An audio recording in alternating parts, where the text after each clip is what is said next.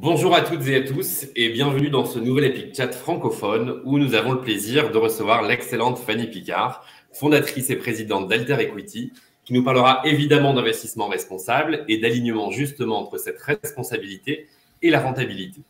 Je suis Jonathan Hude Dufossé et j'ai le plaisir de diriger le développement d'Epic en France. Chez Epic, nous œuvrons pour un monde où les enfants et les jeunes, quelle que soit leur origine sociale, culturelle, géographique, leur orientation sexuelle ou leur genre, peuvent accéder à un avenir plein de promesses et d'opportunités. Nous soutenons à travers le monde des organisations innovantes à but non lucratif, dont l'impact est prouvé. En quelque sorte, ce sont les pionnières de leur secteur. Si on fait une métaphore avec le monde de l'investissement, c'est en quelque sorte également peut-être des licornes associatives. Et ce sont surtout des acteurs du changement qui transforment la vie des jeunes et des enfants vulnérables au quotidien de manière durable et positive. Au cours de cet Epic Chat, évidemment, vous aurez la possibilité de poser toutes les questions que vous souhaitez à notre invité en le faisant de deux manières différentes, soit en rédigeant dans la partie questions qui se trouve juste à côté de votre fenêtre de chat la question qui vous intéresse, ou de voter pour la question dont la réponse vous intéresse en cliquant sur le bouton de vote à côté de chaque question. Avant de démarrer la conversation avec Fanny, je laisse la parole à Jason qui est en charge en France de l'Epic Chat. Merci Jonathan. Bonjour à tous. Merci beaucoup d'être avec nous aujourd'hui. Je m'appelle Jason et je suis en charge de notre communauté d'entrepreneurs engagés ici en France. À nouveau, nous sommes très heureux chez Epic de recevoir Fanny Picard. Vous pourrez d'ailleurs lui poser toutes vos questions dans quelques minutes. Alors, vous assistez aujourd'hui à ce chat parce que vous êtes liés de près ou de loin à Epic et beaucoup d'entre vous sont d'ailleurs Epic Pledgers. Mais pour ceux qui le découvrent aujourd'hui, l'Epic Pledge, c'est quoi? C'est en fait une promesse de reverser un pourcentage de son succès en tant qu'entrepreneur ou investisseur à des associations, que ce soit via son exit si vous êtes entrepreneur, son carry d'interest ou ses management fees si vous êtes des investisseurs. L'Epic Pledge n'est pas légalement contractuel, c'est en fait une promesse que vous faites à vous-même en cas de succès de redonner une petite partie aux moins chanceux. Comme vous pouvez le voir, c'est assez simple, non contraignant, mais ça peut avoir un impact énorme sur les enfants et les jeunes défavorisés qui sont soutenus par nos associations. Alors, comme vous le savez chez Epic, le partage est au cœur de notre ADN. Pour chaque Epic Chat, notre invité choisit une association parmi les 25 organisations du portefeuille Epic qui ont toutes démontré le très fort impact de leur programme qui viennent en aide aux enfants et aux jeunes vulnérables à travers le monde. Pour cet Epic Chat, Fanny a choisi de mettre en lumière l'association Agir pour l'école, qui est une association qui lutte contre l'échec scolaire en agissant à la source du problème, en fournissant aux enseignants un programme d'accompagnement à l'apprentissage de la lecture conforme aux préconisations des chercheurs en sciences de l'éducation et en psychologie cognitive. Alors, vous pouvez leur faire un don aujourd'hui. N'hésitez pas, chaque geste compte. Une pop-up prévue à cet effet devrait apparaître quelque part sur l'écran. Sachez que le fait de cliquer sur la fenêtre pour faire un don ne vous fera pas sortir du chat, donc vraiment, n'hésitez pas. J'espère que vous allez passer un très bon moment et je te laisse la parole, Jonathan. Merci beaucoup, Jason. Et donc, bienvenue, Fanny. Merci d'avoir accepté notre invitation. Fanny, si je dis qu'Alter Equity que tu as fondé, donc c'est un pionnier de l'investissement responsable en France et que vous investissez dans des entreprises qui répondent finalement à un enjeu social ou environnemental majeur. Est-ce que j'ai bon? Est-ce que c'est comme ça que vous vous présentez chez Alter Equity? En quelques mots, qu'est-ce que vous faites chez Alter Equity et surtout, comment est-ce que vous le faites? Bonjour Jonathan, un grand merci à toi et à toute l'équipe d'Epic pour cette invitation ce matin. Bonjour à toutes et tous, je suis ravie d'être avec vous. Oui, bien sûr Jonathan, tu as bon. Chez Alter Equity, nous avons été le premier fonds d'investissement cherchant à utiliser ce métier d'investisseur pour soutenir l'intérêt général dans sa double dimension sociale et environnementale, en accompagnant financièrement des entreprises qui, par leur activité, sont utiles aux personnes ou à la nature, rendent possible la transition vers une société plus juste, plus humaine, plus généreuse et plus durable. Nous leur demandons aussi à ces entreprises de progresser dans leur pratique de gestion vers plus de responsabilité sociale et environnementale en adoptant un plan d'action dédié que nous appelons business plan extra-financier, et le tout en recherchant un rendement élevé, à la fois pour attirer des souscripteurs et aussi pour contribuer à notre mesure à démontrer qu'il est tout à fait possible d'être à la fois rentable et responsable, et qu'il faut arrêter d'opposer ces deux dimensions, ce qui est beaucoup moins le cas aujourd'hui, mais ce qui l'a beaucoup été et qui continue en réalité de l'être pas mal au-delà des prises de position. Nous sommes une petite équipe de gestion indépendante, nous sommes une dizaine de personnes à Paris. Nous avons également un venture partner en Allemagne. Nous avons investi aujourd'hui dans 18 entreprises, 9 avec notre premier fonds et 9 avec le... Pardon, j'ai été trop vite. Il nous reste 18 entreprises en portefeuille, 9 dans notre premier fonds et 9 dans notre deuxième fonds. Et nous sommes particulièrement fiers d'accompagner toutes ces petites startups qui ont permis d'éviter, depuis notre investissement, l'émission de 2,4 millions de tonnes de CO2, ce qui représente 0,5% des émissions annuelles de la France en net de ce qui est capté par les océans, les forêts, les sols. Donc c'est absolument considérable. Et de nos autres résultats d'impact de RSE, y compris le fait qu'un tiers des dirigeants des participations de notre premier fonds étaient ou sont des femmes, ce qui est un record également dans le private equity. Alors, merci beaucoup Fanny, c'est super intéressant. Je t'entends parler de responsabilité, de rentabilité. On va y revenir juste après. Surtout que quand on sait le succès que vous avez aussi auprès de vos LPs, auprès de vos souscripteurs, je crois, si je ne me trompe pas, que vous avez dû en plus arrêter les souscriptions à un moment dans votre nouveau fonds, ce qui montre justement le succès de votre modèle. Avant d'aller là-dessus, sur ces questions de rentabilité et de responsabilité, quand tu dis que tu demandes à ce qu'il y ait un business plan extra-financier qui soit défini en amont de votre participation, est-ce que cette exigence-là n'est pas vécue comme une contrainte qui viendrait en fait, compte tenu de la concurrence qu'il peut y avoir sur la place parisienne, vous mettre un petit peu en défaut par rapport à vos concurrents? Oui, alors effectivement, sur le premier point, nous avons été sursouscrits avec ce deuxième fonds. Nous visions un fonds de 70 millions et puis finalement, nous avons réuni 110 millions et effectivement, ta mémoire est précise, nous avons arrêté à ce moment-là la levée. Ta question est très intéressante. Lorsque nous levions notre premier fonds, tous les investisseurs nous ont objecté ce point. Et un autre que tu évoques également, en nous disant, mais enfin Fanny, vous n'avez jamais travaillé vous n'avez jamais accompagné des petites entreprises. Il est vrai que j'avais travaillé chez Rothschild, chez Danone, j'avais été directrice des investissements de Wendel, j'avais travaillé sur des opérations beaucoup plus importantes ou sur des entreprises beaucoup plus importantes que celles que nous accompagnons aujourd'hui. Et ils nous disaient, mais enfin, ils n'ont pas de management intermédiaire, vous allez les couler avec cette contrainte supplémentaire. Et en fait, il s'est passé exactement l'inverse. Les entrepreneurs adorent cet outil. Nous leur demandons donc de s'engager sur 10 à 15 critères en utilisant une liste de critères de comportement responsable que nous avons élaborée, qui aujourd'hui comprend 100 critères, puisqu'à l'époque, d'ailleurs c'est toujours le cas aujourd'hui, il n'existait aucun standard en matière de RSE, donc nous en avons fabriqué un. Et donc, pendant les due diligence, nous partageons cette grille de critères avec les dirigeants. Et sur ces critères, il y en a 3 qui sont obligatoires, qui sont un peu différents dans le deuxième fonds par rapport au premier fonds, qui sont de procéder à un bilan carbone, qui est pour nous la première étape d'une démarche de décarbonation.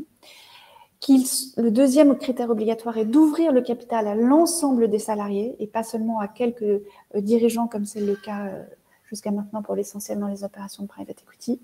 Et le troisième critère obligatoire est de conditionner la dimension variable de la rémunération du dirigeant au résultat de ce business plan extra-financier, donc de cette performance en termes de RSE. On a été pionniers sur toutes ces dimensions, comme nous avons été pionniers dans la conception de ce premier fonds responsable. Et donc, les dirigeants adorent ce dispositif. Quand nous leur demandons ce que nous leur apportons, souvent, ils nous disent que c'est une des dimensions majeures. Ils le vivent en fait comme un conseil en termes de RSE et pas vraiment comme une contrainte. Il faut dire aussi que les dirigeants qui s'adressent à nous quand ils lèvent des fonds, ce sont des dirigeants qui ont envie de progresser en matière de RSE, envie d'être fiers de la manière dont ils se comportent vis-à-vis de leurs salariés, de l'environnement, de leur territoire d'implantation, de leurs clients, de leurs fournisseurs, de leurs parties prenantes. Peut-être que des dirigeants plus cyniques ne s'adresse pas à nous, mais en tout cas, tous les dirigeants adorent ce dispositif et il est respecté nous fixons comme contrainte que le business plan extra-financier soit respecté à au moins 70% et il est respecté à 92% dans nos participations aujourd'hui. C'est génial parce qu'on voit en fait que finalement, à travers la contrainte, entre guillemets, ou en tout cas de ce qui peut être un peu réglementaire, vous arrivez chez Alter Equity à créer de la valeur et presque de la vertu finalement, puisque cette ouverture des résultats ou en tout cas des participations auprès de l'ensemble des salariés, c'est vraiment quelque chose qui aujourd'hui est super innovant et qui, en plus, j'imagine, est aussi un moyen pour ces entreprises-là de fidéliser leurs salariés et puis aussi d'améliorer finalement leur marque employeur. Et en réalité, ces questions de RSE, tu l'as dit, elles intéressent aujourd'hui à plus d'un titre toutes les parties prenantes, que ce soit les clients, les consommateurs, évidemment désormais les investisseurs et en premier lieu des fonds d'investissement comme le tien. Et puis, en fait, finalement, toute la chaîne de valeur qui va venir autour de ces participations. Tu disais tout à l'heure que tu n'avais pas forcément, avant de créer Alter Equity, l'habitude d'avoir des deals de cette taille-là. Ça veut dire que toi, aujourd'hui, les entrepreneurs que tu accompagnes, en termes de taille, ça représente quoi?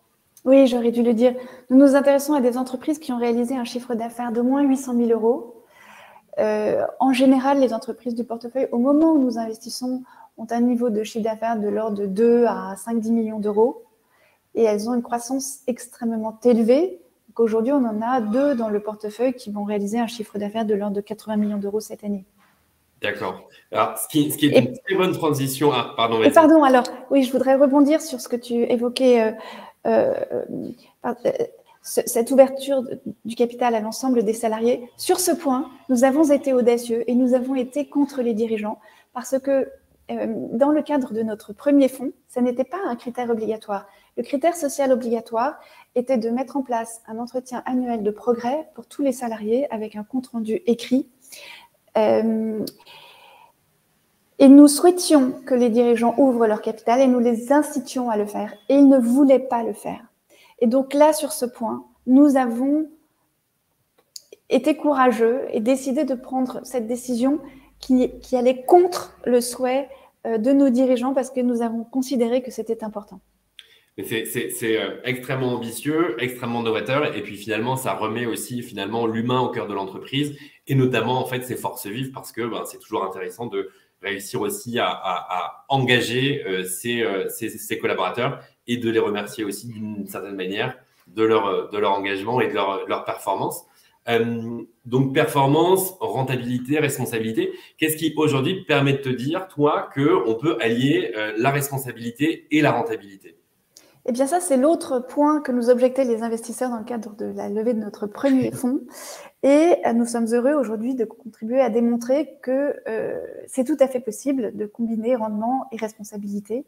Nous avons pour le moment cédé deux participations de notre premier fonds avec un rendement pour l'une de plus de 400%, un TRI brut certes, mais même en net, il sera très élevé. Pour l'une, pour l'autre, de 23%, qui correspond un petit peu plus à ce que nous recherchons en moyenne pour le fonds. Donc voilà, 2 sessions qui sont réalisées avec des niveaux de rendement tout à fait satisfaisants compte tenu de l'importance du risque que nous prenons finalement en investissant dans des entreprises assez petites. Et les entreprises de notre deuxième fonds, en 2020, ont connu une croissance moyenne de 95%, malgré la crise sanitaire qui les a beaucoup impactés. Et comme tu le sais, dans ces fonds early stage, la question de la croissance des entreprises, c'est absolument déterminant pour générer du rendement. Le TRI du fonds, tel que nous l'évaluons aujourd'hui, est élevé, mais ça n'est pas très significatif 2 ans et demi après le lancement du fonds, donc je ne le partage même pas. Mais en tout cas, oui, nous sommes en train de démontrer avec nos participations qu'il est absolument possible d'être rentable et responsable malgré la crise sanitaire qui a beaucoup impacté les entreprises des portefeuilles. Félicitations Fanny, parce que c'est quand même de très beaux chiffres que tu annonces là, donc c'est une très jolie performance à la fois sociale, environnementale et économique. Une autre question que j'ai pour toi, avant de passer peut-être aux questions qui sont en train d'être posées dans l'audience, quels seraient, toi, le ou les conseils que tu donnerais à un entrepreneur ou une entrepreneuse qui souhaite monter sa start-up d'abord et qui souhaite aussi intéresser ou aller chercher des investisseurs comme toi, des investisseurs responsables. Voilà, quels sont toi un petit peu, au vu des tendances que tu vois dans le marché et ton expertise, voilà les conseils que tu pourrais donner? Alors d'abord, il faut lire les livres d'Alexandre Mars qui sont des bibles pour les entrepreneurs. Il faut oser, il faut croire en ses rêves. Et puis alors ensuite, peut-être ce qui est plus spécifique à Alter Equity, c'est donc cette recherche d'impact. Concrètement, les secteurs qui nous intéressent recoupent les objectifs du développement durable des Nations Unies avec des métiers à impact positif sur les personnes tels que l'éducation, la culture, la santé, le bien-être, les services aux personnes fragiles, l'intégration dans la société et dans l'emploi et la transition vers une société plus juste et plus durable.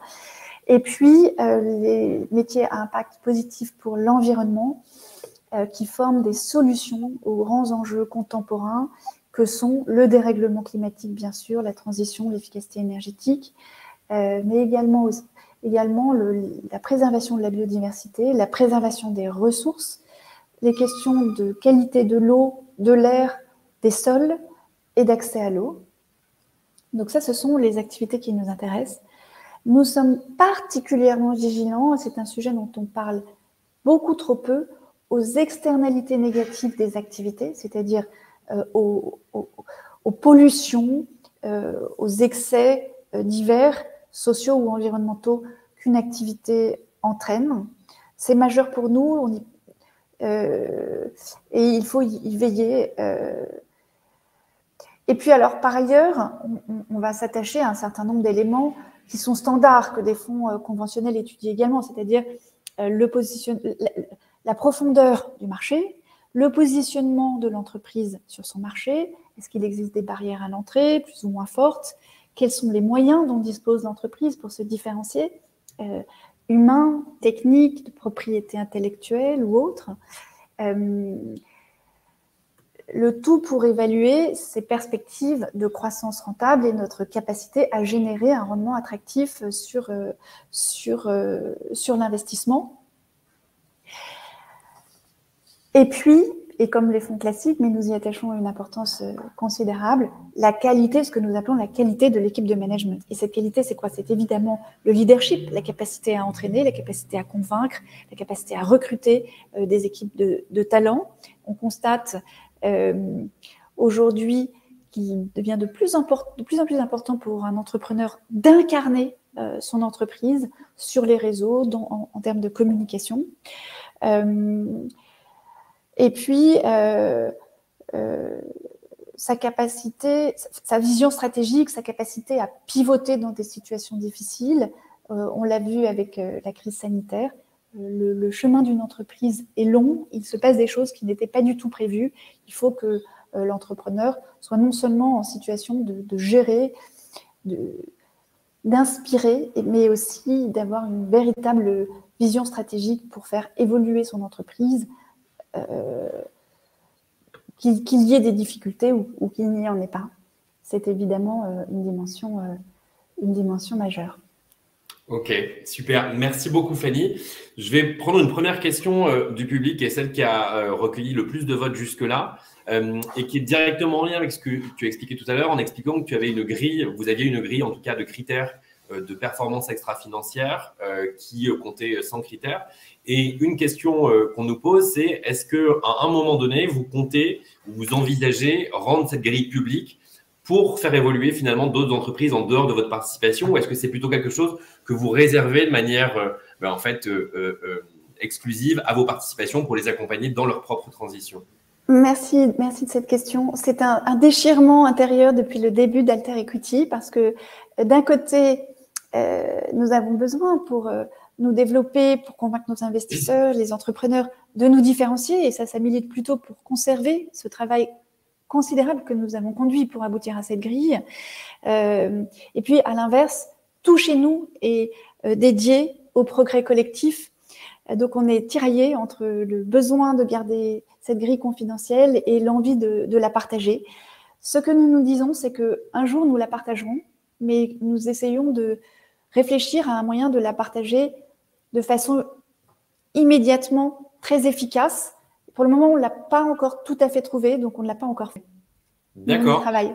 Ce qui est du coup aussi également une bonne intervention, en tout cas un bon moyen de transitionner vers une autre question qui a été posée, qui est de savoir, est-ce que vous suivez chaque année l'évolution de ces critères d'impact et de performance extra-financière de chacune de vos participations, ou est-ce que c'est quelque chose que vous suivez au moment des due deals et que vous regardez un petit peu plus tard? Alors, on le met en place au moment des due deals, on le suit tout le temps et au minimum chaque année, y compris d'ailleurs pour en référer à nos investisseurs. D'accord. Donc, c'est évidemment vraiment à la sortie également. Vous suivez presque à la trace tout au long de votre accompagnement des entreprises.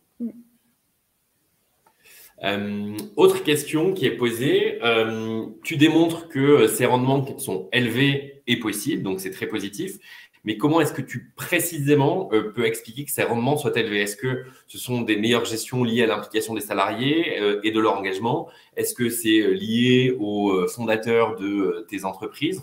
Quels sont vraiment, toi, ce que tu décèles dans tes participations qui permettent en tout cas de faire ces effets de levier et de super performances? Et c'est l'addition de tout cela, c'est-à-dire le fait que probablement le facteur fondamental, c'est l'évolution des consciences et des comportements aujourd'hui vers des consommations beaucoup plus responsables, qu'il s'agisse des particuliers ou des entreprises. Ça permet des croissances extrêmement élevées des entreprises de notre portefeuille et elles sont choisies parmi d'autres solutions grâce à la qualité de leur management, à la qualité de leurs équipes, à la qualité des produits ou des services qu'elles commercialisent et à la manière dont collectivement ces groupes humains, ces startups incarnent, portent les valeurs qui sont les leurs. Donc c'est à la fois extérieur avec une évolution de l'attente des consommateurs et intérieur avec la qualité des produits, des services et la manière dont ils sont portés. D'accord, donc c'est un ensemble de facteurs qui permettent finalement, vous, d'identifier au moment de la due deal ces super entreprises et puis ensuite une façon de les accompagner dans le temps.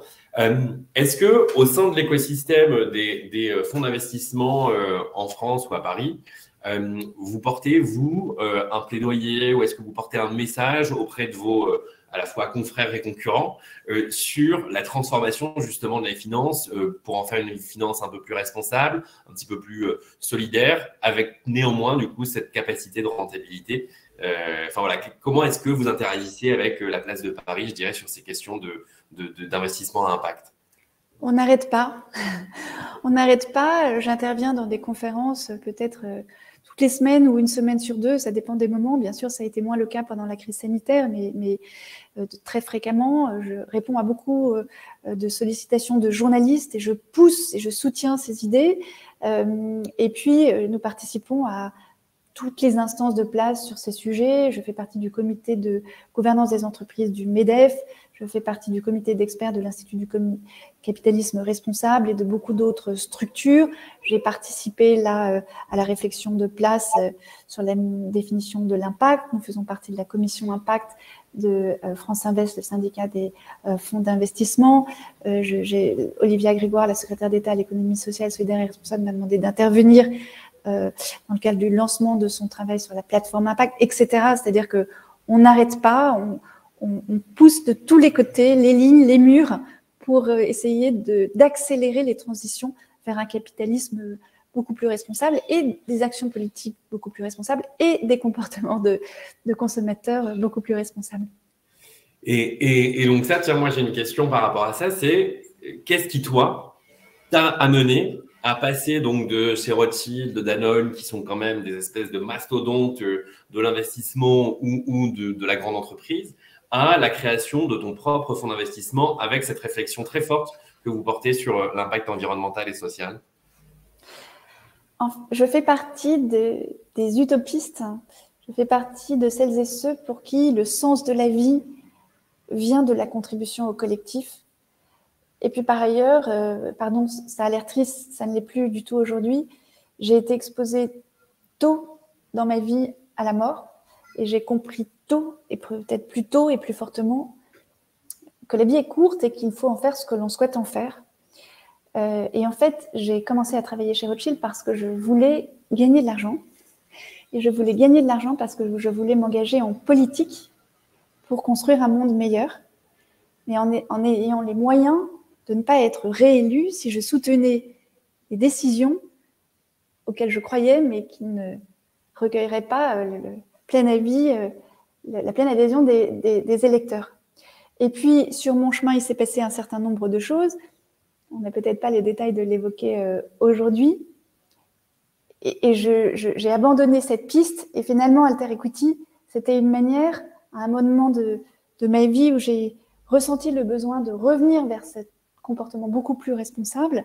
C'est le moyen que j'ai trouvé d'utiliser ce que je savais faire, investir dans des entreprises, mais d'une manière utile à la société. Et je crois que nous l'avons été parce que nous avons véritablement été les premiers à soutenir cette idée que l'investissement peut être utile à la société et politique, parce que allouer des fonds à des entreprises vertueuses produit des effets qui ne sont pas du tout les mêmes que d'allouer des fonds à des entreprises qui seraient seulement rentables.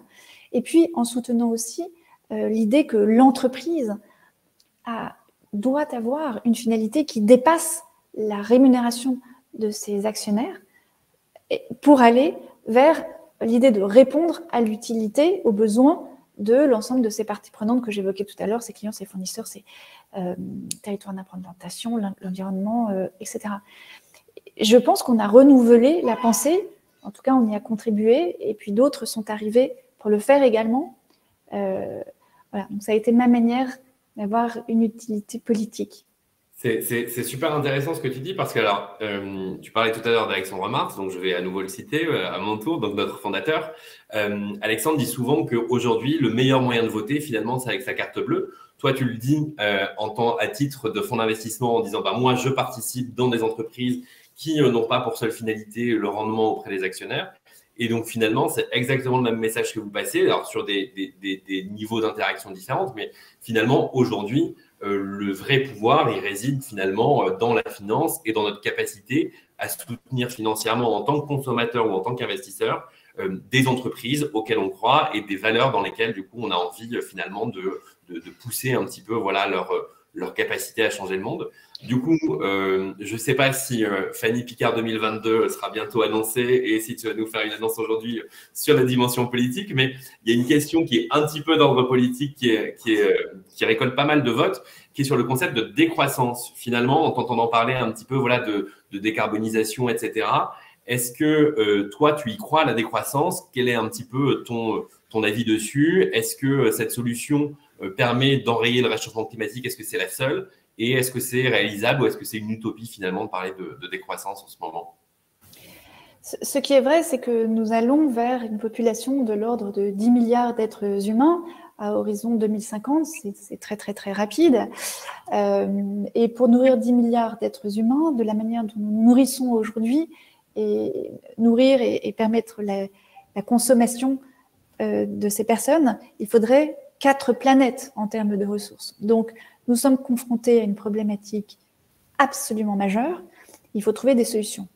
Est-ce que la décroissance est une solution? Oui, bien sûr, la décroissance est une solution. Mais est-ce qu'on est prêt à la décroissance? Déjà, nous, dans les pays développés, nous n'y sommes pas du tout prêts. Et quant à nos concitoyens des pays beaucoup moins riches, ils n'y sont pas prêts non plus. Donc, je pense que la décroissance est une utopie. Et je pense qu'il faut trouver des leviers de croissance qui soient profondément responsables, profondément respectueux de l'intérêt à long terme des êtres humains et de la planète. C'est possible.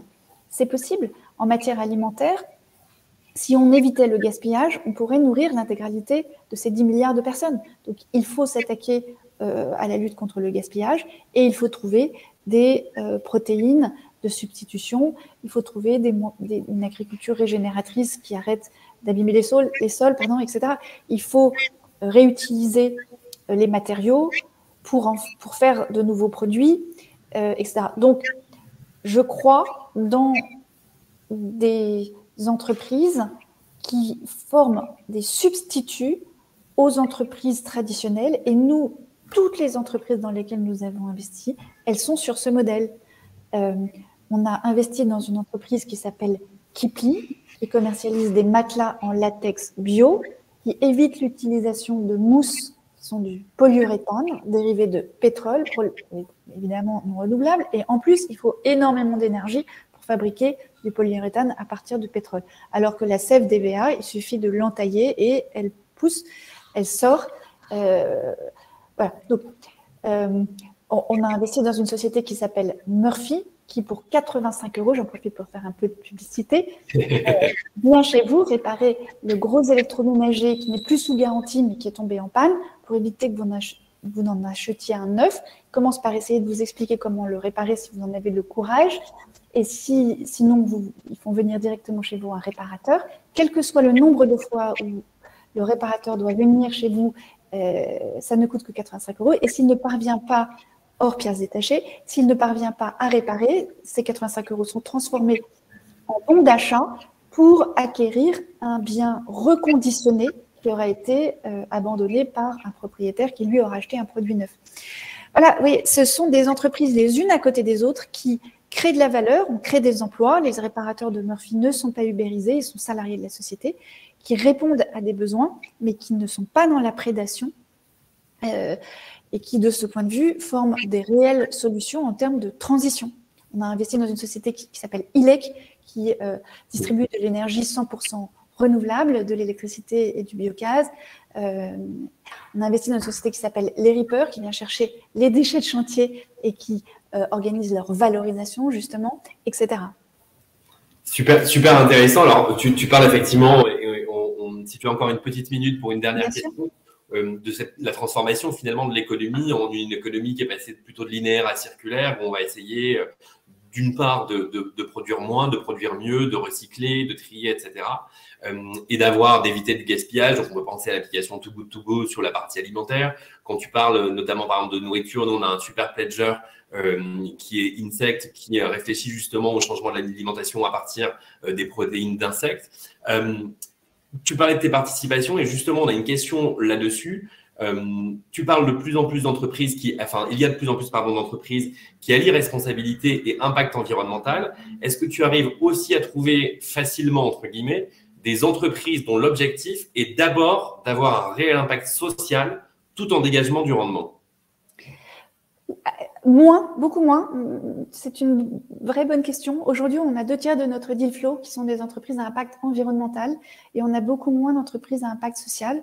Je pense qu'on a une société, une civilisation en France dans le cadre de laquelle l'État est très interventionniste en matière sociale. Donc, ce sont des sujets qui sont moins pris en charge par les entreprises. Mais on a investi dans une entreprise qui s'appelle Magic Maker, qui apprend aux enfants à coder pour les rendre acteurs du digital et pas seulement consommateurs.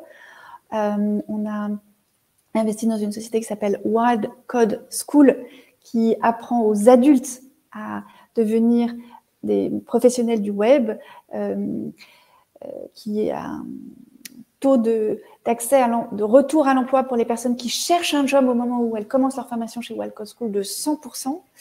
On a investi dans une société qui s'appelle GoJob, qui travaille dans l'intérim digital et qui a aussi un énorme impact. C'est un investissement que nous avons réalisé avec la Caisse des dépôts qui était très intéressée par cette dimension également. Un énorme impact dans le retour à l'emploi de personnes qui en sont éloignées. Donc, on trouve des dossiers, mais beaucoup moins. Et d'ailleurs, ça, c'est une audace aussi parce que les investisseurs nous poussent beaucoup plus vers l'impact climatique et environnemental, mais ça nous tient à cœur de rester également présents sur des sujets à impact social. Merci beaucoup, Fanny. On arrive à la fin de cet Epic Chat. Je te remercie vraiment très sincèrement pour ta participation, pour ta gentillesse et pour le partage, parce que je pense qu'on a appris plein de choses et que notre communauté a pu s'enrichir un petit peu de ton savoir et de ton expertise. Donc, merci infiniment. Dans quelques secondes, vous allez toutes et tous être basculés pour découvrir notre pledge dont vous parlait Jason en tout début d'intervention et vous inviter à le signer si jamais vous le souhaitez et si vous souhaitez remettre un petit peu au cœur de votre activité du sens et du partage. L'Epic Chat revient dans 15 jours et il reviendra en anglais. Il sera animé depuis New York par ma collègue Jennifer Shu, qui aura le plaisir le 9 novembre de recevoir Ryan Walsh, qui est non seulement l'un de nos pledgers, mais qui est aussi et surtout operating partner au sein d'un fonds, d'un des plus gros fonds VC de la Silicon Valley, qui s'appelle Andreessen Horowitz. Pour le reste, vous pouvez déjà vous inscrire. Merci évidemment à notre communauté de pledgers de nous suivre, de s'engager à nos côtés, d'avoir participé à cet Epic Chat. Et si vous n'êtes pas encore pledger, évidemment, restez connectés, découvrez le pledge et signez-le. À bientôt. Et engagez-vous. Un grand merci à toutes et tous. Au revoir. Merci beaucoup, Fanny.